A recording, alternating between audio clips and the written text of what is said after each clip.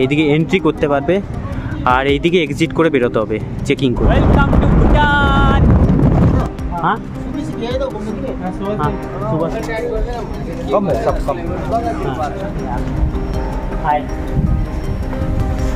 আর এবারে 2024-এর নতুন নিয়ম হচ্ছে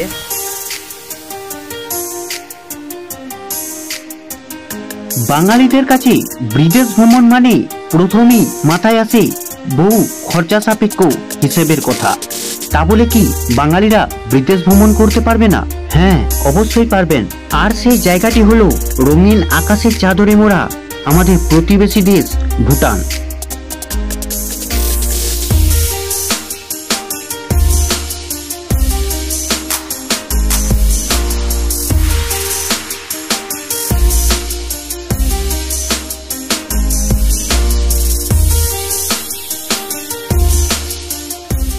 সো হে গাইস, আমি দীপ আর তোমরা দেখছো আমার channel the deep to journey.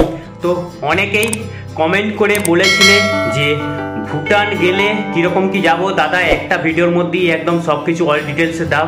তোমাদের জন্য নিয়ে চলে এসেছি একদম অল টোটাল ভুটান ট্যুর গাইডে, একদম কিভাবে ঘুরবে, কোথায় থাকবে, কি খাবে, কত কি খরচা হতে পারে, সব কিছু নিয়ে একটা ভিডিওর মধ্যেই তোমাদেরকে একটু দেখিয়ে দেবো। তো এই ভিডিওটা তোমরা স্কিপ করো না, পুরো একদম শুরু থেকে শেষ অবধি দেখো, তাহলে তোমাদের কাছে ভুটান ঘোরা একদম খুবই সহজ হয়ে যাবে। ভারতের দুয়ার সীমান্তে ছবির মতন ছোট্ট একটি সুন্দর দেশ হলো ভুটান। আর এই ভুটান ঘুরে দেখতে সময় লাগে 6 থেকে 7 দিনের মতো। এখানে আপনি ঘুরে দেখতে পারেন ভুটানের রাজধানী থিম্পু ও তার পার্শ্ববর্তী অঞ্চল। এখানে ঘুরে দেখতে পারেন দৌচিলা পাস ও কুনাখা।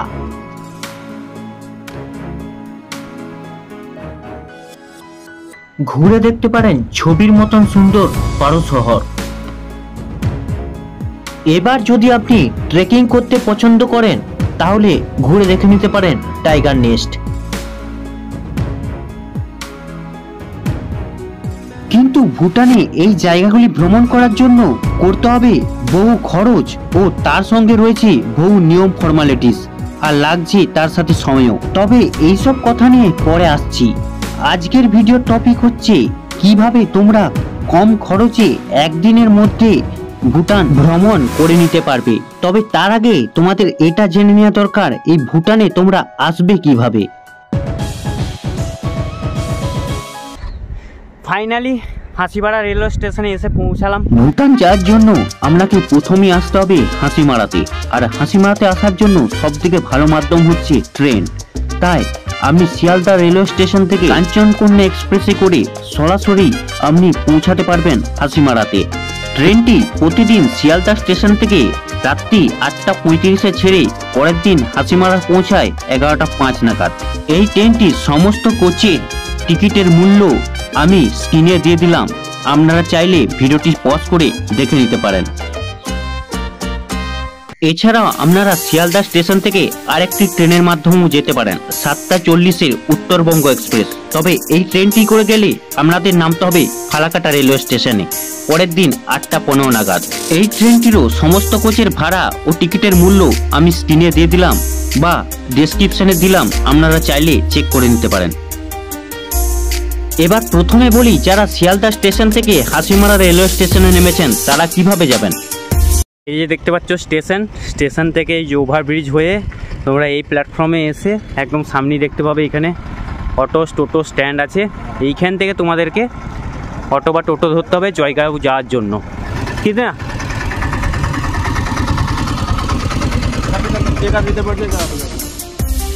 হাসিমারা রেলওয়ে স্টেশন থেকে বেরিয়ে অটো ধরে দুপাশারি চা বাগানের ভিউ দেখতে দেখতে পৌঁছাতে হবে জয়গাঁও ভুটান বর্ডারের সামনে। হাসিমারা রেলওয়ে স্টেশন থেকে জয়গাঁওয়ের দূরত্ব 18 কিলোমিটার, সময় লাগে 30 থেকে 40 মিনিটের মতো।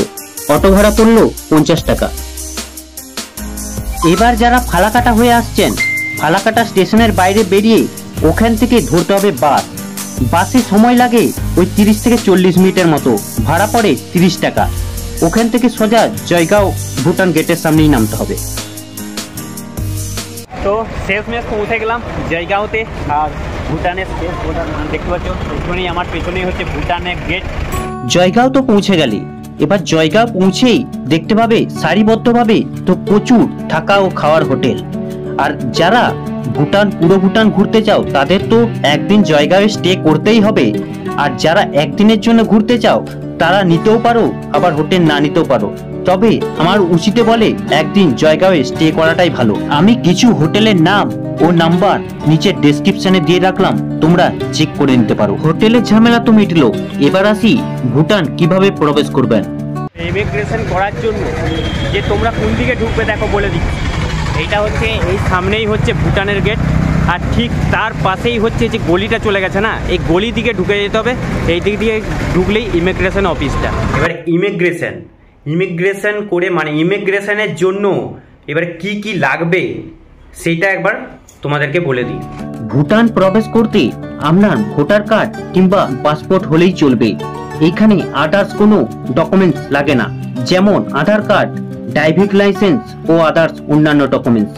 এবং যারা 18 বছরের নিচে আছেও তাদের জন্য শুধু বার্থ সার্টিফিকেট দেখালেই হবে, এবং সাথে রাখতে পারেন 2 কপি কালার ফটো, সেটা লাগতেও পারে আবার না লাগতেও পারে। আর যারা পুরো ভুটান ঘুরবার জন্য এসেছেন তাদের ইমিগ্রেশনের রয়েছে প্রচুর লম্বা প্রসেস। ইমিগ্রেশন অফিসে প্রবেশ করার আগে দিতে হতো 10 টাকা করে, কিন্তু এখন আর সেটা 2024-এর নিয়মে লাগে না। এবার ইমিগ্রেশনের জন্য রয়েছে 2টি ওয়ে, একটি জেনারেল ওয়ে আর একটি টুরিস্ট ওয়ে। টুরিস্ট ওয়েটি হলো যারা পুরো ভুটান ঘুরে দেখতে চান, আর জেনারেল ওয়ে হচ্ছে যারা একদিন ঘুরে বেরিয়ে আসতে চান তাদের জন্য। তবে যারা ভুটান ঘুরতে টুরিস্ট হিসাবে আসছেন তাদের ইমিগ্রেশনের প্রসেস রয়েছে প্রচুর লম্বা। তবে এইসব প্রসেস আগের থেকে আপনার গাইডকে বলে রাখলে তারাই এই প্রসেসগুলো করে দিতে পারে, আর লাগতে পারে প্রচুর টাকা। তবে সেসব খরচের হিসেবে পরে আসছি। Welcome to Bhutan. তো ফাইনালি ভুটানের মধ্যে প্রবেশ করে গেলাম, আর এই হচ্ছে আমার পেছনে ইমিগ্রেশন অফিস। ওয়াও!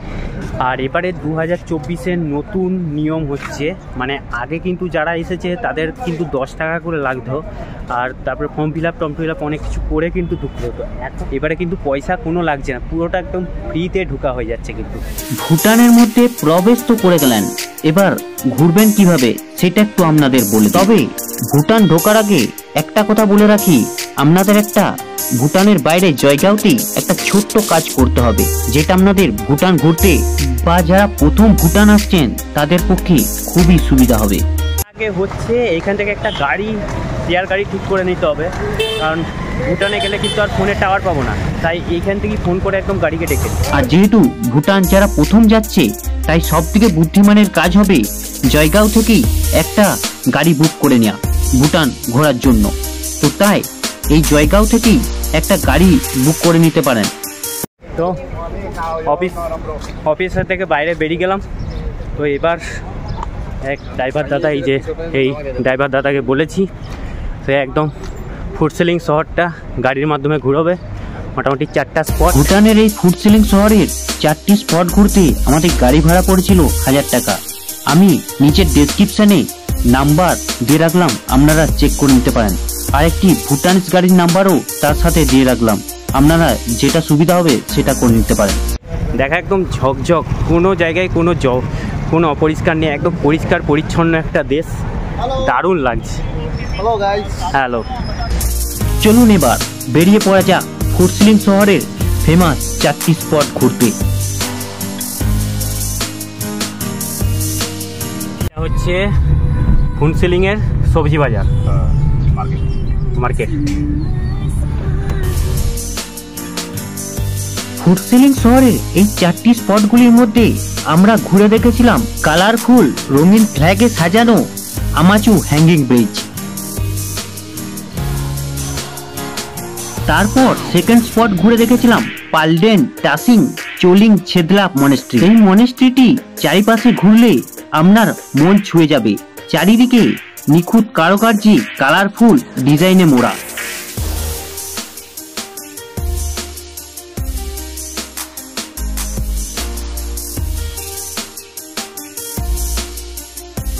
এই মনেস্ট্রিটি দেখার পর আমরা চলে গেছিলাম তৃতীয় গন্তব্য খারবান্দি গুম্ফা।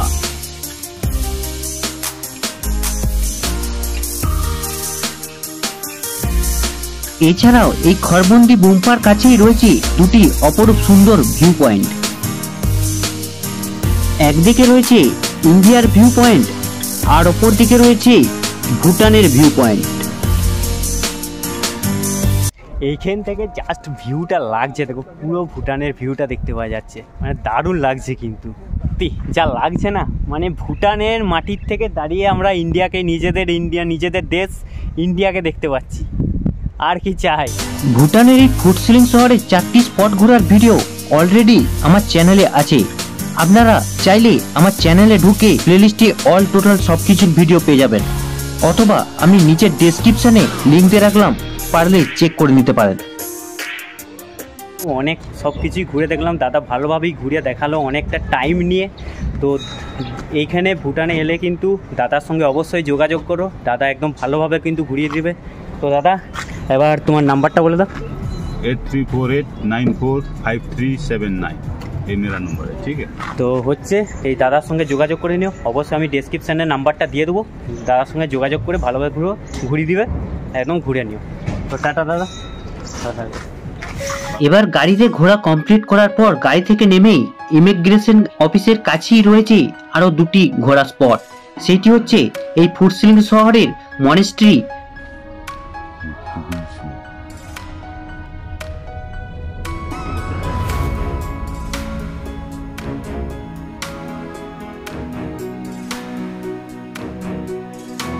এরপর ঘুরে দেখতে পারেন গঙ্গাপেড়ি পার্ক।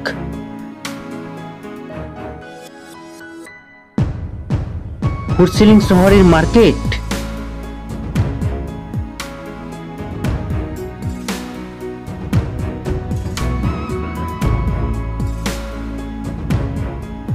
ও আশেপাশের পরিবেশ।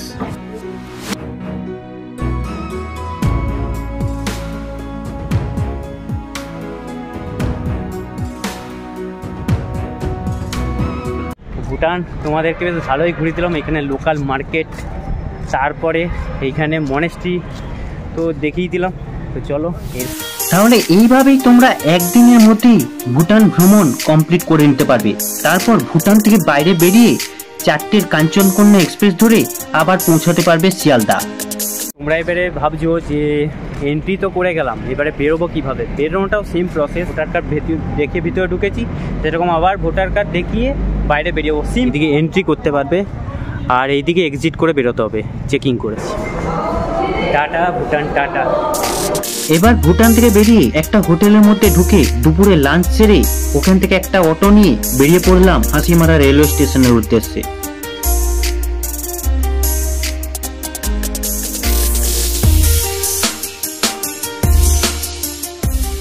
এবার আসা যাক খরচের হিসাবে। একদিনের ভুটান ভ্রমণে হোটেল সহ থাকা খাওয়া সবকিছু মিলিয়ে টোটাল কত খরচ হতে পারে। আমি দুজনের খরচের হিসাবেই ধরলাম। ট্রেন ভাড়া স্লিপারে 390 টাকা, দুজনের মিলে আপ ডাউন 1560 টাকা, অটো ভাড়া 50 টাকা, আপ ডাউন মিলে দুজনের 200 টাকা, হোটেল দুজনের শেয়ারে রুম ভাড়া 800 টাকা, খাওয়া খরচ 700 টাকা, দুজনের মিলে 1400 টাকা, ভুটান সাইট সিনের গাড়ি ভাড়া 1000 টাকা, মনেস্ট্রিগুলিতে সব মিলিয়ে প্রবেশ মূল্য 80 টাকা, দুজনের 160 টাকা। টুকিটাকি কেনাকাটা করার জন্য ধরে রাখুন আরো 800 টাকা, তবুও আরো এক্সট্রা খরচ ধরে রাখুন 200 টাকা। এবার সব মিলিয়ে দুজনের খরচ 6120 টাকা এবং একজনের মোট খরচ 3060 টাকা।